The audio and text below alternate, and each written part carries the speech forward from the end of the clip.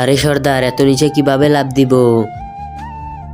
আরে এখন না পারলেও লাফ দিতে হবে। তার মানে ওই দেখো। হ্যাঁ সর্দার, তাড়াতাড়ি লাফ দে। আরে হ্যাঁ, তোমরা কারা? আমরা লিলিপুটের আদিবাসী। আমাদেরকে একটু সাহায্য করো প্লিজ। কেমন সাহায্য বলো? আমাদের গ্রামে বড় একটা দানব আসে আর এসে আমাদের সকলের রক্তগুলো খেয়ে ফেলে। তুমি আমাদেরকে বাঁচাও প্লিজ। চলো তাহলে। ওই দেখো, দানব আসতেছে আমাদের সকলের রক্তগুলো খাওয়ার জন্য। তাড়াতাড়ি ওদেরকে বাঁচাও। ঠিক আছে, আমি বাঁচাইতেছি। আরে তাড়াতাড়ি করো, আমাদের সকলের রক্ত খেয়ে ফেললো।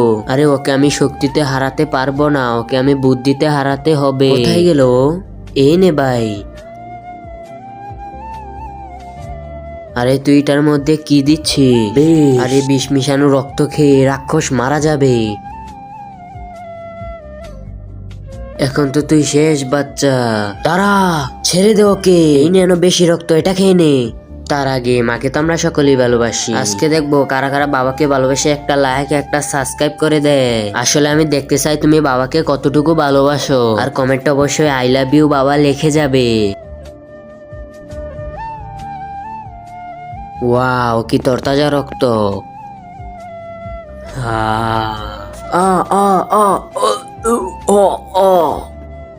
ইয়ে, দানব মরে গেছে। আরে বাহ, দানব মরে গেছে।